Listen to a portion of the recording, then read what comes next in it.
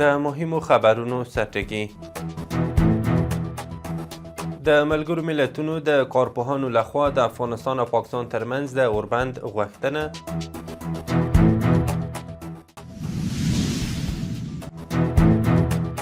تاشکند کې د افغاني محصولاتو 3 ورځني نندارتون جوړېدل.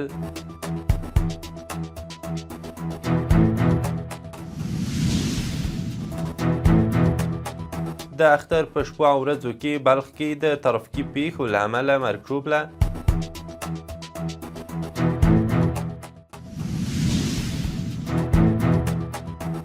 او ایران له لوري امریکا سره د خبرو د نه کولو پریکړه. د واک ټلویزیون درنو لیدونکو سلام او وخت مو بخیر. نن چهارشنبه د وري 15 اوس هم بشپړ خبرونه. د ملګرو ملتونو کارپوهانو غوښتنه کړې چې پاکستان او د افغانستان چارواکي دې نوی اوربند اعلان کړي او د سولې هوکړه وکړي. د دوی په وینا د فبرورۍ له 26 راهیسې لږ تر لږه 289 ملکي وګړو ته مرګ ژوبله اوښتې او تر 115,000 زیات بېځایه شوي دي. کارپوهانو د ملکي تاسیساتو زیان، د ښوونځیو او فرضي کرښو تړل کېدل، د سوداګرۍ درېدنه هم اندېښمنوونکې بللې دي. کارپوهانو د مارچ په 14 د پاکستان هغه هوایي برید چې د روږدو د درملنې یو مرکز یې په نښه کړی او پکې سلګونه کسانو ته مرګ ژوبله اوښتې هم غندلی دی. بلخوا د ملګرو ملتونو د بشري حقوقو ځانګړي راپور ورکوونکي ریچارډ بنسټ له افغانستان او پاکستان غوښتي چې دایمي اوربند ته ورسیږي او د ملکي وګړو ساتنه یقیني کړي. هغه د کابل په روغتیایي مرکز د پاکستان برید په اړه د چټکو، خپلواکو او شفافو څېړنو غوښتنه هم کړې ده. د افغانستان او پاکستان ترمنځ نښتې د تیر کال د هود له 3 نیټې وروسته پیل شوې، خو دواړو لورو تېره اونۍ د کوچني اختر په مناسبت اوربند اعلان کړی. بنټ ټینګار کړی چې دواړه خواوې باید نړیوالو قوانینو ته درناوی وکړي.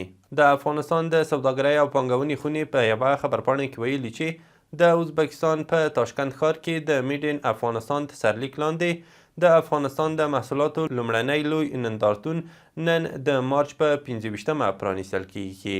د خبرپاڼې له مخې دغه نندارتون به تر مارچ 28 پورې دوام وکړي او پکې به افغان سوداګر له څه باندې 80 غرفو کې غالۍ، وچه او تازه میوه، زعفران، جلغوزي، پنبه، قیمتي او نیمه قیمتي ډبرې، مشروبات او نور با کیفیته تولیدات نندارې ته وړاندې کړي. دغه پروګرام د افغانستان د سوداګرۍ او پانګونې خونې او د ازبکستان د سوداګرۍ او صنایعو خونې په ګډه همکارۍ او د UNDP په مالي ملاتړ جوړ شوی. د بلخ عامې روغتیا ریاست ویان کمال خان زدران رسنیو ته ویلي چې د اختر شپو او ورځو کې د بېلابېلو ترافیکي پیښو له امله 10 کسان مړه او 180 کسان ټپیان د مزار شریف ابو علي سینا بلخي حوزوي روغتون ته وروړل شوي دي. زدران دغه راز زیاتوي روغتون کې د دغو ټپیانو د سربیره یو شمېر ټپیان د دغه ولایت خصوصي روغتونونو ته هم وروړل شوي دي. کونړ کې د پاکستاني پوځي رژیم د مرمیو د توغولو له امله یو تن شهید شوی او 3 نور ټپیان دي. د کونړ د امني قمندانۍ ویاند فرید الله دهقان وایي چې د هوان دغه مرمۍ تیر ماښام د ناړۍ ولسوالۍ په پاشنګر سیمه کې پر یوه ملکي کور لګېدلی دی چې له امله یو تن شهید شوی او 3 تنه نور ټپیان دي چې ښځې او ماشومان دي. د پاکستاني پوځي رژیم د ړندو مرمیو د توغولو له امله 700 کورونه ویجاړ شوي او نږدې 8,000 کورونه له خپلو مینو بېځایه شوي دي. د هیواد پخواني ولسمشر حامد کرزي یو ځل بیا هیواد کې د نجونو زده کړو او د ښځو کار کول مهم بللي دي. کرزي د نوي ښوونیز کال د پیل په مناسبت خپاره کړي پیغام کې ټینګار کړی چې له زده کړو د نجونو محرومېدل او د ښځو د کار بندیز به 19 ورځ تر بلې د لا ډیر ناتواني او ضعف سره مخ کړي او په خبره یې د دغه حالت دوام به د هیواد د ټیکاو او پرمختګ لپاره نه جبرانېدونکی زیان پیښ کړي. نوموړي یو ځل بیا د نوي ښوونیز کال په مناسبت له ټولو زده کوونکو غوښتي چې له هرې ممکنې لارې زده کړې وکړي او ځانونه عالي علمي کچو ته ورسوي. د اطلاعات او کلتور وزارت ویلي د بغلان ولایت په بېلابېلو سیمو کې تازه موندل شوي 19 لرغوني آثار راټول او ثبت شول. د دې وزارت په وینا په دې آثارو کې د لرغونو دورو بېلابېل خټین او ډبرین ابزار او لوښي شامل دي. سرچینې زیاته کړي چې سربیره پردې د کافر کلا په لرغونې سیمې کې د خټینو لوښو 12 ټوټې پاتې شوني او یوه بله ټوټه موندل شوې ده. د کرنې، اوبو لګولو او مالدارۍ وزارت ویلي چې په وروستیو کلونو کې د زیتونو د تولید د پراختیا هڅې چټکې شوې چې له امله یې په ننګرهار کې د زیتونو بڼونه د پام وړ وده کړې ده. د دغه وزارت په وینا د هډې فارم په 3م بلاک کې شاوخوا 800 جریبه ځمکه د زیتونو بڼونو ته ځانګړې شوې چې ونې په مناسبه وده کړي او د ښه حاصل تمه ترې کیږي. چارواکي تمه لري چې روان کال به له دغو بڼونو د پام وړ حاصلات ترلاسه شي. یاد وزارت زیاتوي چې دغه پروژې د کرنیزو عوایدو په لوړولو، د کارموندنې په رامنځته کېدو او د کورنیو تولیداتو په پیاوړتیا کې مهم رول لري. د پیښو پر وړاندې د چمتووالي ملي ادارې ویلي چې په تیر لمریز کال کې په ټول هیواد کې اویا.9 کیلومتره مربع سیمې له ماینونو او ناچاوده توکو څخه پاکې کړي دي. د یادې ادارې د معلوماتو له مخې په همدې موده کې ټول 43,591 کړۍ ماینونه او ناچاوده توکي کشف او خنثی شوي دي. د هیواد په بېلابېلو سیمو کې له کلونو وروسته اوس هم ماینونه او ناچاوده توکي تر ځمکې لاندې پاتې دي چې له امله یې تر ډیره ملکي خلک په تیره بیا ماشومان قرباني کیږي. د ایران د بهرنیو چارو وزارت ویان اسماعیل بقایي د امریکا سره هر ډول مستقیمې خبرې رد کړي او ویلي دي چې د امریکا له ډیپلوماسۍ سره د ایران تجربه فاجعه بار وه. نوموړي په یوه مرکه کې ټینګار کړی چې د اټومي خبرو پر مهال هم ایران څو ځله د بریدونو هدف ګرځېدلی چې دا د ډیپلوماټیکې پروسې پر وړاندې بې باوري ښیي. بقایي ویلي چې ایران دا مهال د خپلو پولو او ملي امنیت پر ساتنه تمرکز لري او له واشنګټن سره د هر ډول خبرو ادعاوې ناسمې دي. هغه زیاته کړي چې ځینو هیوادونو لکه پاکستان د منځګړیتوب وړاندیز کړی خو وضعیت لا هم حساس دی. نوموړي ټینګار کړی چې ایران به د ملګرو ملتونو د منشور له مخې د ځان دفاع ته دوام ورکړي. د ایران د مرکزي قرارګاه ویاند ابراهیم ذوالفقاري ویلي د امریکا کړنې دومره شدت موندلی چې اوس له د ځان سره خبرې کوي. نوموړي دا څرګندونې یوه ورځ وروسته له هغې وکړې چې ډونالډ ټرمپ ویلي وو تهران د منځني ختیځ جګړې د پای ته رسولو لپاره د هوکړې غوښتنه لري. ذوالفقاري امریکا ته په خطاب کې ویلي چې خپله ماتې هوکړه مه بولئ او نه به ستاسو پانګونې په سیمه کې پاتې شي او نه به د تیلو او انرژۍ پخواني قیمتونه بیا راشي. د ایراني رسنیو د راپور له مخې روسیه کې د ایران سفیر کاظم جلالي وایي د امریکا او اسرائیل له لوري د ایران پر ضد د تحمیلي جګړې له پیل راهیسې له امریکا سره هیڅ ډول اړیکه نه ده نیول شوې. راپورونه زیاتوي چې بحرین کې د چاودنو غږونه اورېدل شوي دي.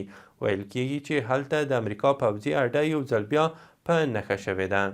امریکا ایران ته د اوربند یوه 15 مادهیزه طرحه وړاندې کړې چې د پاکستان له لارې د منځګړو په وسیله ایران ته رسول شوې ده. اسوسییټډ پریس د باخبره سرچینو له قبله ویلي چې پاکستان د ایران او امریکا ترمنځ د خبرو د منځګړي په توګه وړاندیز شوی دی. د راپور له مخې د اسرائیل هغه چارواکي چې د ایران پر ضد د جګړې د دوام ملاتړ یې کاوه د اوربند د دې طرحې له وړاندې کېدو حیران شوي دي. ټاکل شوې امریکا نږدې 1000 نور سرتیري منځني ختیځ ته واستوي خو سپینې ماڼۍ او ایران تر اوسه په رسمي ډول څه نه دي ویلي.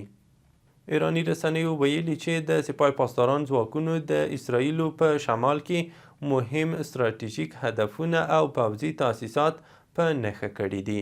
د راپورونو له مخې په صفد ښار کې د اسرائیلي پوځ د قومندې مرکز هم د برید هدف ګرځېدلی دی. همداراز ویل کیږي چې په علي السالم، عارف جان، الرزاق او شیخ عیسی کې د امریکا پوځي اډې د توغندیزو او بې پیلوټه الوتکو تر بریدونو لاندې راغلي دي. تر اوسه د دغو بریدونو د زیانونو او احتمالي مرګ ژوبلې په اړه کره جزئیات نه دي خپاره شوي. د امریکا ولسمشر ډونالډ ټرمپ ویلي چې د دغه هیواد د جنګ وزیر پیټ هګزیت پر ایران د جګړې په پیل کې مهم رول لوبولی دی. نوموړي زیاته کړې چې هګزیت د جګړې د پای ته رسولو لیوالتیا نه لري او د دوام ملاتړ یې کوي. ټرمپ ویلي هګزیت د جګړې د پیل لپاره ټینګار کاوه او لومړنی لوړپوړی چارواکی و چې د ایران پر وړاندې د برید غوښتنه یې کړې وه. هغه ټینګار کړی چې دا پریکړه د دې لپاره وه چې ایران ته د اټومي وسلو د ترلاسه کولو اجازه ورنه کړل شي. رویټرز د خپلو سرچینو په حواله راپور ورکړی چې پینټاګون په پام کې لري د امریکا د پوځ د 82مې هوایي قطعې څخه زرګونه ځانګړي ځواکونه منځني ختیځ ته واستوي. دا اقدام په داسې حال کې ترسره کیږي چې د امریکا ولسمشر ډونالډ ټرمپ هممهاله له تهران سره د جګړې د پای ته رسولو لپاره د یوې هوکړې د امکان خبره کړې ده.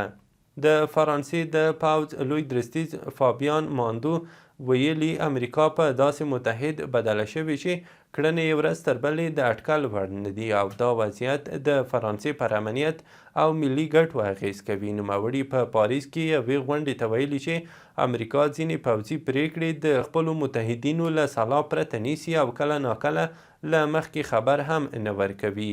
هغه د بېلګې په توګه افغانستان ته د تګ او وروسته ناڅاپي راوتلو او همداراز په منځني ختیځ کې وروستۍ مداخلې یادې کړي دي. بلخوا د آلمان ولسمشر فرانک والټر شټاینمایر د امریکا د ولسمشر ډونالډ ټرمپ له لوري پر ایران د برید په اړه سخت غبرګون ښودلی او هغه یې د نړیوالو قوانینو ښکاره سرغړونه بللې ده.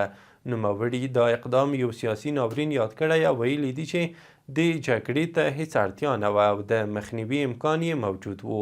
په همدې حال کې د ایران د بهرنیو چارو وزیر سید عباس رغچي د شټاینمایر د څرګندونو هرکلی کړی او دا یې د لویدیځو مشرانو ترمنځ بېساری دریځ بللی دی. او وروستی خبر ما هم دا چې الجزیرې لیکلي چې د اسرائیل د روغتیا وزارت وایي له ایران او د لبنان له حزب الله سره د روانو نښتو پر مهال اسرائیل کې په تیرو 24 ساعتونو کې 204 ټاپیان روغتونونو ته لیږدول شوي دي. د راپورونو له مخې د امریکا اسرائیل له جګړې راهیسې پر ایران ټولټال 5045 کسان روغتونونو ته وړل شوي چې له دې ډلې 120 تنه اوس هم بستر دي او د 12 حالت نازک ښودل شوی دی. له ملتیا مو مننه. وروستي او مهم خبرونه مو همدومره وو.